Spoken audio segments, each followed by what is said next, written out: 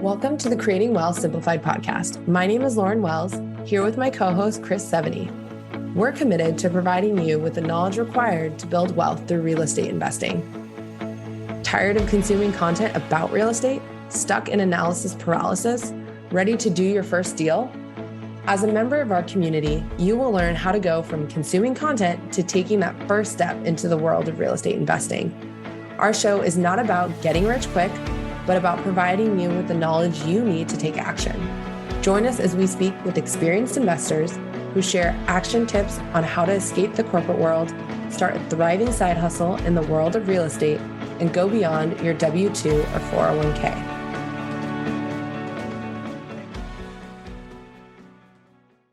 Welcome back, everybody, to another episode of the Creating Wealth Simplified podcast. I am your co-host, Chris Seveny, along with our special guest today, Dave Vernich. Dave is a commercial lender with over 30 years of experience in the banking industry. In 2007, he partnered with other investors and began his real estate journey. Today, he owns more than 100 homes in Tennessee, so I'm guessing he's busy with that. Hopefully, he has a property manager, but we'll talk a little bit about that. But want to warm welcome Dave. Dave, how are you today? I'm doing great, Chris. Thanks for having me. No problem. So Dave and I are part of a group, GoBundance, which is a kind of a membership group for individuals who are looking to continue to grow and build wealth. And definition of wealth can always vary between monetary or time or experience. And today we're going to talk an interesting topic about retirement planning and talk a little bit about that. But first, Dave, why don't you share with us what you got going on today? Okay. So yeah, Chris, I'm still a W-2 employee to this day, but I'm not working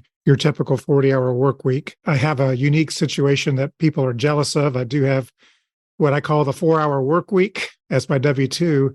And so I have a lot of extra time on my hands as a result. But it took me probably 35 years to get to that point. So it's not something you can just jump right into. It takes years and years and years to develop that, where you have the contacts to be able to produce what your employer wants you to produce in a given period of time.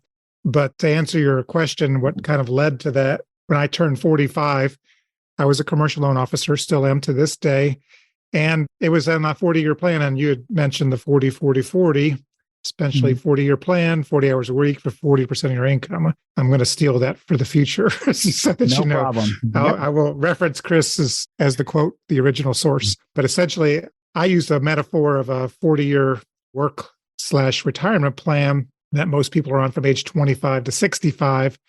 And at 45, you're at your halfway point. So, running into the team locker room after halftime, it's good to make your halftime adjustments, right? So you're looking at the first half stats, and mine were incredibly poor to the point where I said to myself, if I don't change dramatically, I am so far behind the 8 ball, I'm going to live in a van down by the river like Chris Farley did at Saturday Night Live, government subsidized cheese. So my wife wasn't working at the time. I had 4 sons to put through college. So it was just looking like really bleak in the second half. And so I didn't change what I was doing on the retirement side because I was essentially putting all the money I could afford to sock away in that and get my employer match. What I did change was I looked at people that I knew in my banking business that were in my commercial loan portfolio that had successfully been able to retire at a younger age. And across the board, the one thing that they had in common is they were real estate investors. And so I said to myself, I need to learn how to do what they did, knowing full well I couldn't do 90% of what they did. I'm not a handy guy. So essentially, probably what kept me out of real estate longer than anything is that I suck with anything having to do with fixing, repairing. I didn't want to spend a lot of time doing things. I mean, essentially, I'm the poster boy for you don't want me working on anything that requires, renovations or repairs. So that kept me out. You can put your picture next to mine, and I have some stories I'll share with you about that as we go. So I just had to basically have someone teach me the whole process so that I could figure out what value I brought to the equation. And the one and the only thing that I could do and do easily was bring capital. And luckily, real estate investing is a capital intensive business. So if you could find enough capital and marry that with people that have the time and the skills, you've got yourself a successful passive income side gig where you can keep your day job and let them do all the work. So a few things I want to peel back from that. One is the Matt Foley reference. Awesome. Chris Farley's character was Matt Foley in The Van Down by the River. Actually rewatched that like 2 weeks ago and just, it kills me. It's such a great skit. What I really liked about what you said though was peeling everything back into like you mentioned, the 40 years. And if you break it into 4 quarters and really look at things like, okay, you're starting at 25, you go 35, 45, 55, 65, kind of look at things from that standpoint. You're right. I mean, a few years ago turned 45 and I was kind of like looking at the halftime score and I'm like, man, I'm behind. And that's where I got more involved in my side gig, which is mortgage note investing. But I think people need to realize that it is a marathon sprint, 4-quarter game, however you want to look at it. It's not a 40-yard dash. And I think that's what I think a lot of people look at today is they want to retire by 30 or they have these aspirations, which are great to have. But what you have to realize too is understand the risk that you may have to take in some of those instances. And as we talk real estate, one of the things I see a lot of is people over leveraging or getting into deals that they're really, the numbers they plug into their pro forma are the rosiest of roses. And if something does go wrong on some of those assets, it can set you back 7 years. And it's one thing I think people kind of need to look at. Now, you mentioned it's funny about, you're not able to repair anything. So I'm an engineer by degree. I worked in construction management and real estate development for 25 years. And if anything ever needs to be fixed in our house, my wife is the one who fixed it. And when I look at her, she laughs at me. She goes, "You're not touching it." And I joke, I'm like, well, I'm a background in management, so I can manage you on how to do that properly. And then, of course, I'll be sleeping on the couch for the next few days. But so yeah, I'm not allowed to touch anything either in my house. So, well, I've always joked, my wife hasn't. I wish my wife would tell me, stand aside and I'll do it. But I told her, honey, my favorite tool in my tool belt is the checkbook. So you got into real estate and kind of what you did. And you mentioned that you noticed like a lot of other people.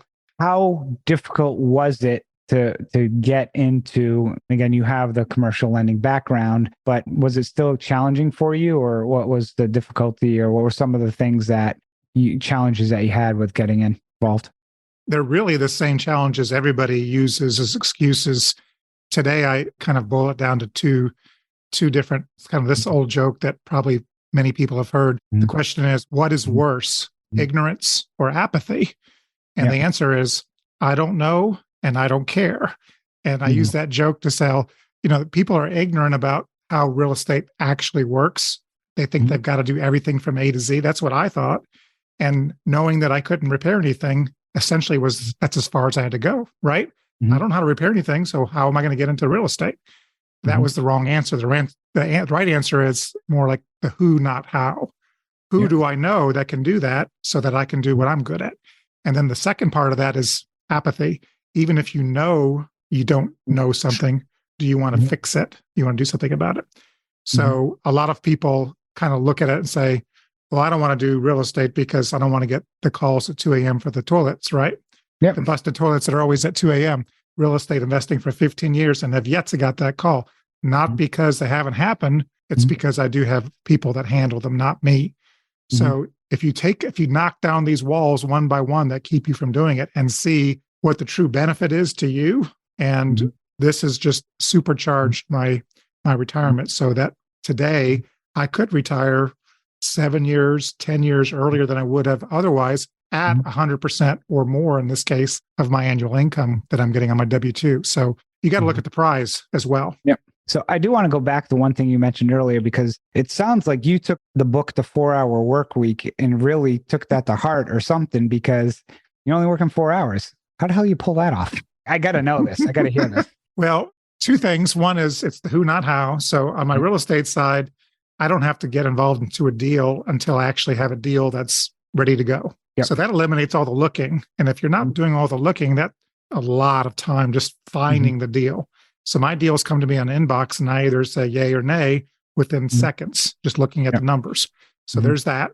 And then I have the people on my team that do all the fixing up. And then I've got the people doing the property management. So my real estate side typically only takes 15 minutes from what I have to be involved in. My W-2 day job, which may be your current question is how do you get away with that, is I get a budget given to me on fee income and loans I need to book for the year.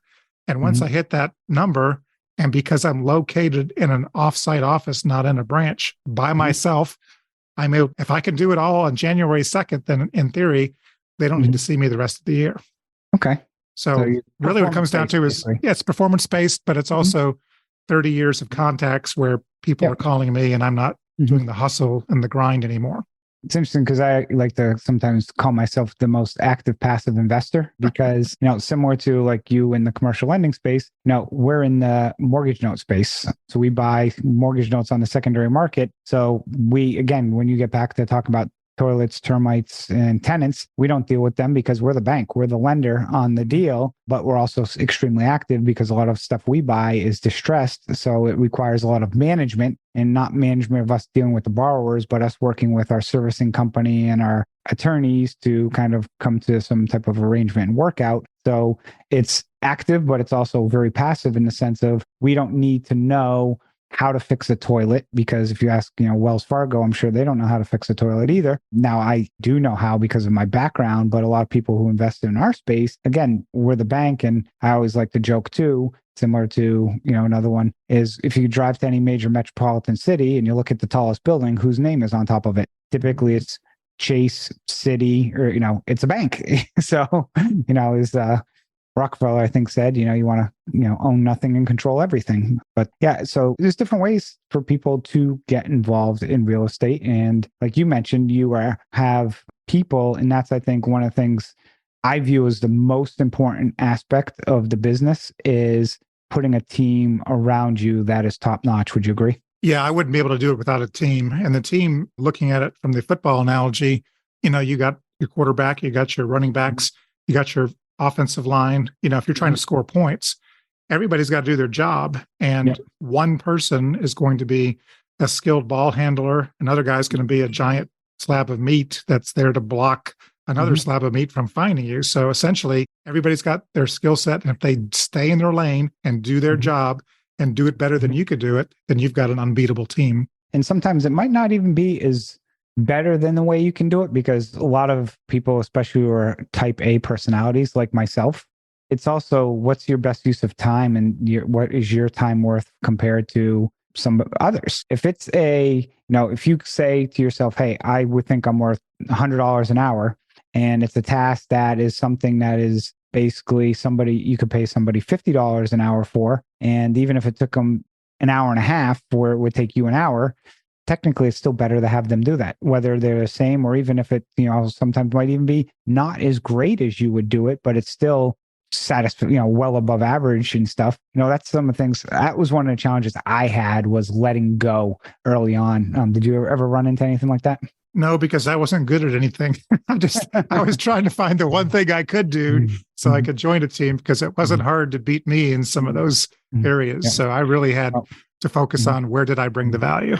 Well, you got to be good at something, because we'll talk a little bit more now about kind of, you noticed at your halftime that, hey, I needed to get somewhere. Can you talk a little bit about, okay, you knew you wanted to get into real estate. Dive a little bit deeper into the plan or what you put in place and what you found was easier than you thought it would be. And what are some of the things that like, damn, I didn't think this would be so hard? Yeah. So this was 2007 when I bought my first one. And I actually paid my mentor to teach me. I paid $6,000 to go through their class. And at the end, we were going to do a house together. And I was responsible for all the money, coming up with all the money for the house. So I kind of took the class and bit my tongue and did exactly what they told me to do through the whole thing, looking for the value that I brought, and realized that I wasn't even the things I thought I could do, like finding properties. And this was during a time when there were tons of foreclosures, by the way. Oh, yeah. I was going to say 2007. It was like shooting fish in a barrel, right? Well, I still struggled even to find the house.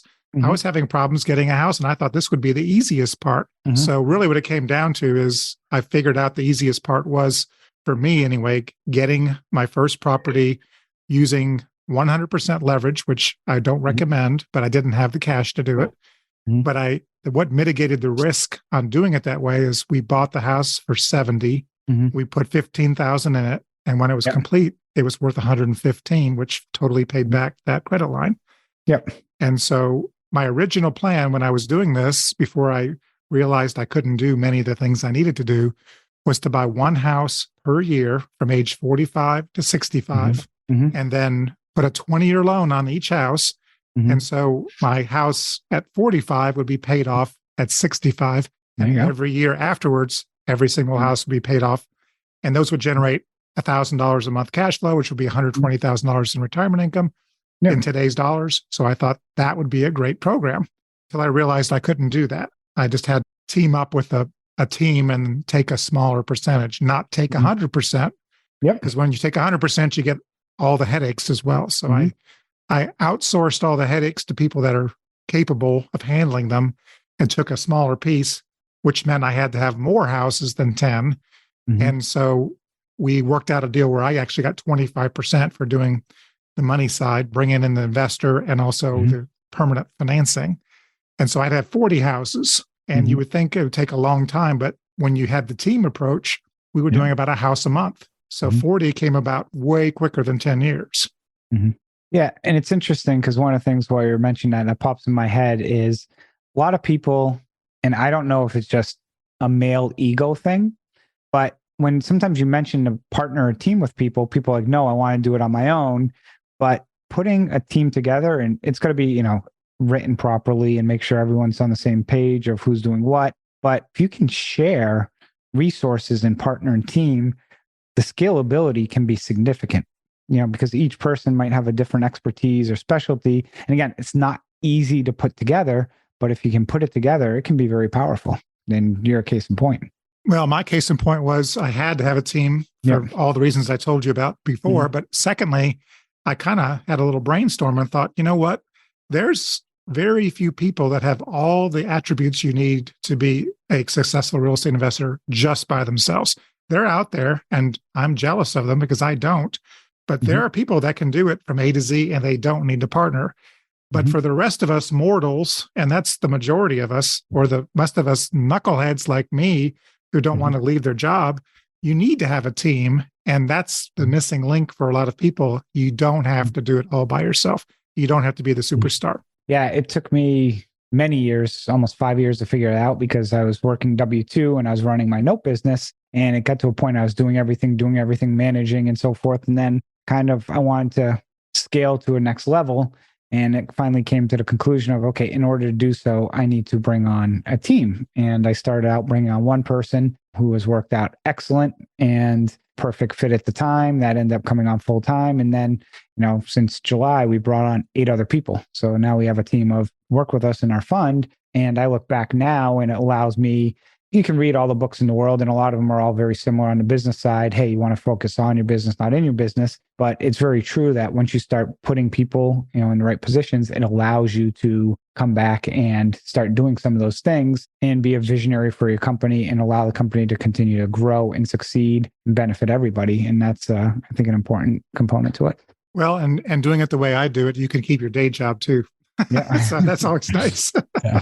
I kept mine as long as I could, but it came to a point where it was, it was time for me where probably could have still done some consulting for them, but it was more just needed that clean break and wanted to spend 100% of my focus and time on kind of my new journey and my new venture. That's what I did. But no, that's another great point for people. Real estate, I see a lot of people ask questions like, oh, how do I get in real estate, or what type of job should I have, or should I, just quit and just work real estate? Probably 95% of real estate investors have a W-2. It might even be higher. I don't know. I'm just throwing a dart at the wall there. But real estate's something that, depending again, what you want to do with it and take it, it can go up and down, but it's easy to do with the W-2. Well, from a banker standpoint, if I'm the banker and I'm trying to lend money, I'd rather somebody that has a W-2 income and a real estate income versus somebody that just said, hey, I quit my job and I'm just going to buy my first one because I probably can't help them. Yeah, I can't tell you how many times I see people ask, like, because, we're in the mortgage note space and sometimes people ask, hey, do you do private lending and stuff? And we'll say, well, we may do a deal, but we really want to look at kind of the structure and stuff. And, first question I'll ask is, they're like, oh, I don't have W-2. I'm like, okay. I'm like, sorry, but we're not even going to look at that because if the project doesn't go well, I tell people, we require personal guarantees and a lot of other things that we would need. And, there's no W-2 or nothing behind it. And also they're like, oh, and do you provide 100% financing? I'm like, let me just rub the little genie jar here. And, and again, you can get sometimes 100% financing, but, you really kind of got to fish for it and maybe get it seller financing. But it's something that if you do find, you may end up costing more. But also, just like you mentioned, you don't recommend it. I don't recommend it, even if you can get it, just because of the risk profile. If property value drops by 20% and you're 100% leveraged, your options are, all of a sudden you have a tenant that leaves and damages a place, you're stuck. So, right. Yeah. I mean, I've learned a lot in 30 plus years of banking, and one of which is do not pile more money on somebody than they can prove that they can repay, because ultimately you're inviting Murphy's Law to move in. Yeah. Somebody mentioned to me, and I'm curious your thoughts on commercial. They said their perfect borrower is the person who doesn't need the money. And what they mean by that is people will use the money because it's a strategic, like when rates are at 3%, they may have the money that they could pay cash, but it's like they will use it because they can put their money somewhere else for better than a 3% return, depending on the mortgage. The people who are desperate and need the money are your worst type of borrowers, is what I've heard. Is that true? Yeah, I've always told my customers when they've had a good year that it's time to borrow some money. And they're like, well, I don't need the money. And I tell them, well, you don't understand. You can't get the money when you need it. You can only get it, but you don't. Speaking of which, I kind of want to switch topics because you are on the commercial lending side of things. I'd like to spend a few minutes just talking about that and what you're seeing in the markets and some of the impacts that might have on overall markets. Because people forget the commercial real estate market is a pretty big market. And there's been a lot going on with offices, work from home, downsizing, retail that's in multi-use buildings, is taking a beating. A lot of big box retail is, vacating, and then strip mall owners basically have to repurpose some of those spaces as smaller tenants. What are some things you're seeing in the space? Well, cap rates have actually gone down over the years when people were chasing deals. And so interest rates have moved up while cap rates have moved down, which is a bad combination, because essentially what you have there is more and more of the profit or the cash flow is going to pay the note and less of it's going to use the owner. So essentially when those lines cross, I mean, it's game over. I mean, you don't have the cash flow generated from the property to service the debt. You also have a lot of commercial loans that have 10-year balloons on them. So things that were done 10 years ago are ballooning this year. Well, 10 years ago, your rate was a very comfortable rate. Now your rate is double or more than that, and your rents may have not doubled, and maybe you have a vacant property now. So there's going to be a lot of weeping and gnashing of teeth in the next few years as these balloons come due. Yeah, I thought I saw somewhere. I thought there was a number of over $1 trillion in loans coming due in the next 18 months in commercial. I don't know if that's correct or not, but it was a very high number. And like you mentioned, it'll be interesting to see. And a lot of these deals that may be syndicated that people invest in, and a syndication is kind of you invest in an individual asset that the sponsor may have raised money. I've heard, especially on the multifamily side, a lot of capital calls coming in because they need to refinance and they get what's called a debt service loan, a DSCR loan, and you have to meet certain requirements or minimums of the income's going to be a certain percentage of, the debt, your mortgage payment, which might be a 1.25 ratio, and those aren't being met. So the only way to meet that is to get a smaller loan, which causes potential capital calls. Are you seeing some of that as well on some multifamily stuff? Yes, and banks have gotten much more strict on new acquisitions and not are leveraging the maximum LTV that people want.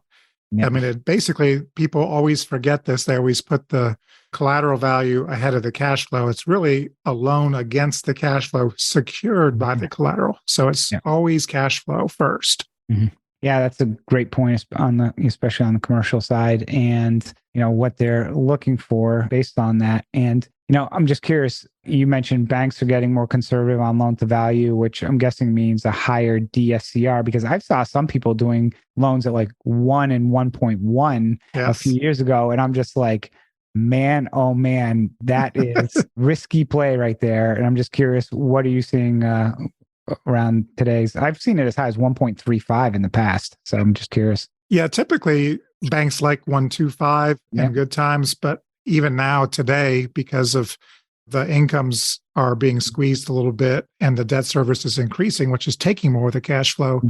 Essentially, even if we could do a 1.25, like you pointed out, that just means we're lending you less than we would have based on the appraisal. So you could say, yeah, we'll get a 1.25, but that's 50% of appraised value. I'm like, what? You were doing 80% of appraised value before. And I'm like, we're maintaining that 1.25. It's just based on the cash flow. Yeah. So you mentioned something else too about cap rates and, the cap rates. Somebody sent me a property the other day that they wanted to sell it at a 3.2 cap. And I kind of just chuckled and laughed. And, commercial rates are different than, residential rates.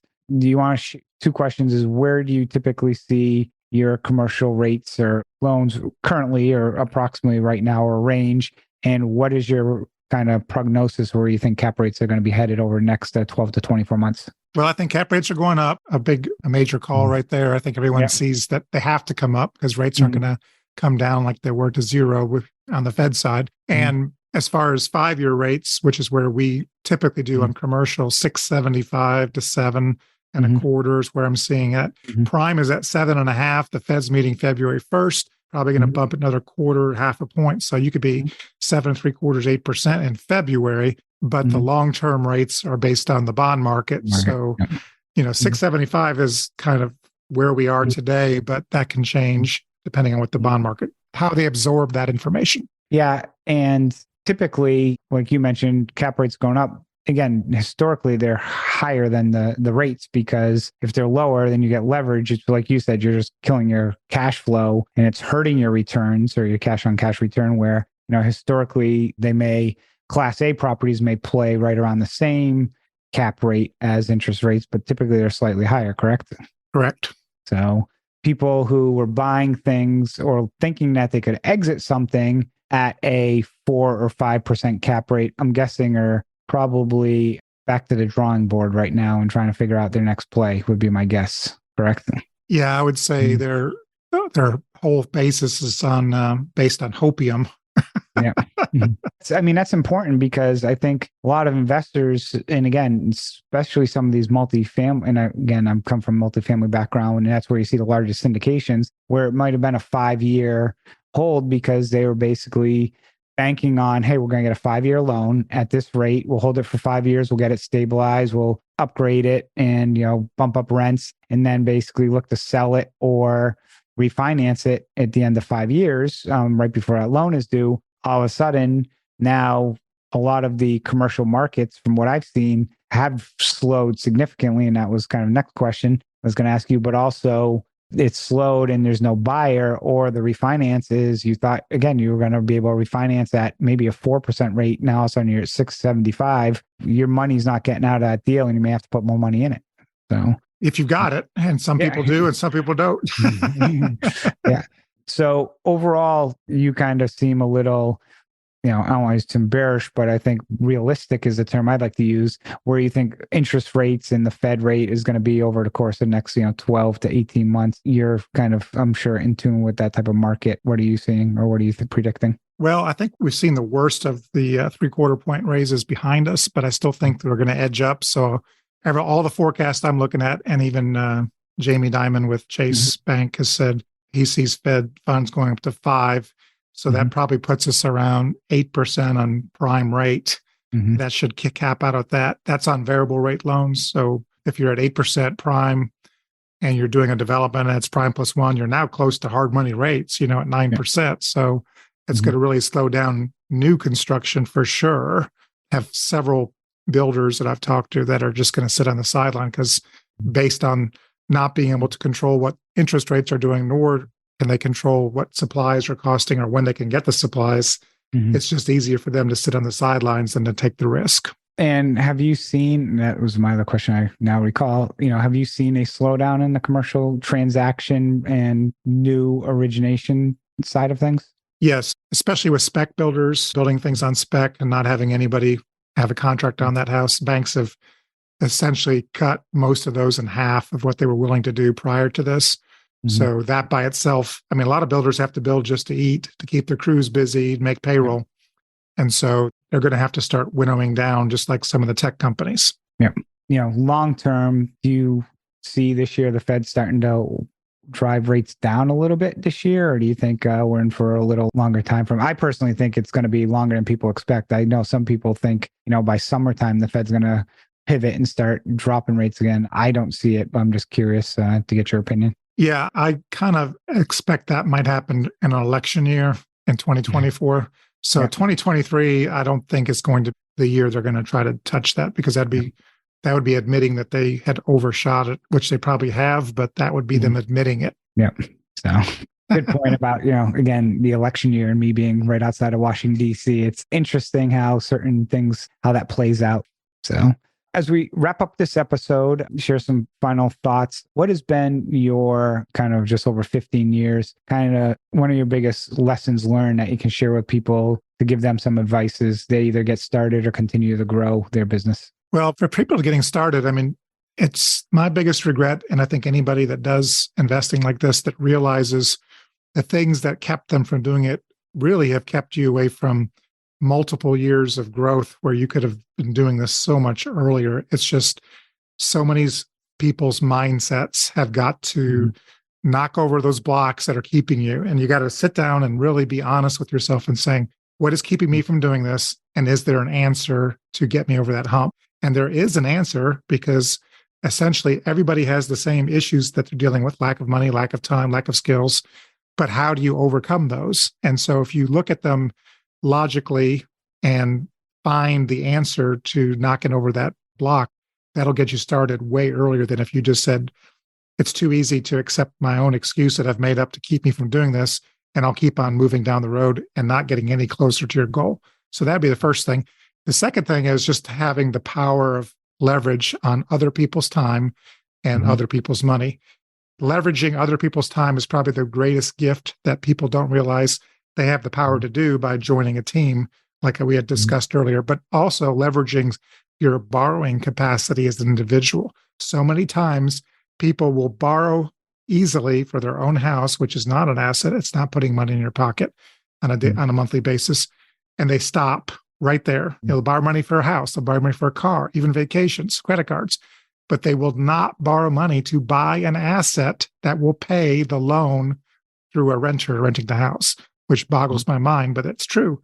You ask most people, do you have a house you rent out that pays a mortgage? And the answer is going to be, for the vast majority of people, no, I do not. And then you ask why, and you're going back to the first one. I've got this roadblock, haven't been able to overcome it. Yeah. And I think part of the challenge is my opinion is, and people can disagree, I think financial education and financial management in this country is something that is not taught, that really should be focused in schools. I remember going to school, we didn't have any of these classes like accounting and finance. I remember when I graduated college, and I'd like to think I was smart. I graduated engineer and I went to go get my first car loan, and I'm like, oh, it was 6% and a $24,000 car. I'm going to pay over $30,000 over. I'm like, I'm not giving them $10,000 in interest in 5 years. And my parents are like, welcome to Earth, and, in my first house, I bought it 6%. And then you realize, the first 10 years is basically pretty much all interest on the property. And, that's not taught, or just how to balance a budget. You may take like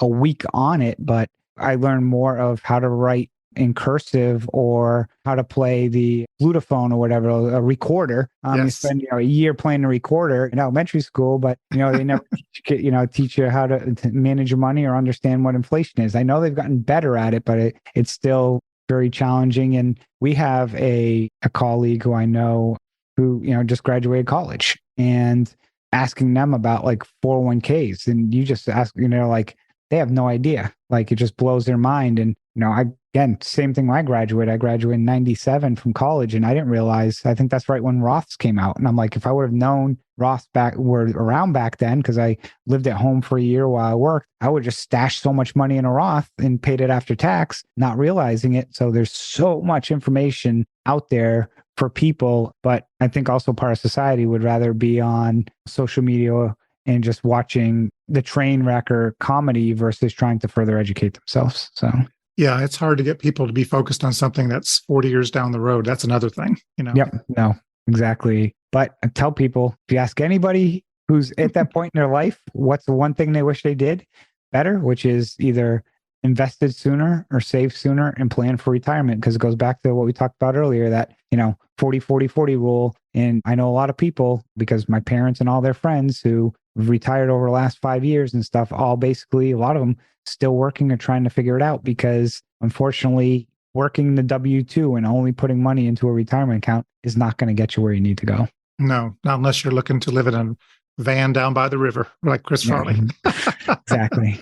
Well, David, thank you for joining us today. If people wanted to reach out to you, what's the best way for them to connect with you? 2 ways. One is I do have a book on Amazon that was released in October. It's called Middle Class to Millionaire, Making the Leap to the Next Level. So that's available on Amazon and on Audible if you don't like to read. That would be one thing you can do. And then secondly, I'm a W-2 guy still, so I'm on LinkedIn. So just hook up with me on LinkedIn. And as a bonus for your listeners, I'll be glad to send them a free copy of the book. It'll be an ebook, a PDF, but they just need to hook up with me on LinkedIn, tell me they heard about me on your podcast, and I'll send them a free PDF copy of the book. Awesome. Thank you. And we'll have his contact information in the show notes so people can go in and connect with David through LinkedIn, or feel free to also acquire the book on Amazon or Audible or your favorite listening. So everybody, thank you for listening to this episode of Creating Wealth Simplified. As always, please make sure to leave us a review and subscribe to hear the latest episodes. Thank you all.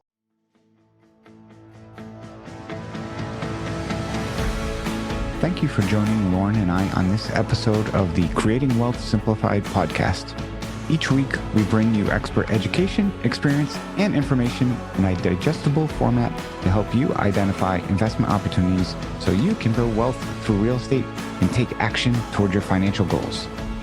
Enjoy the show, share with a friend, or subscribe to the show and leave us a review.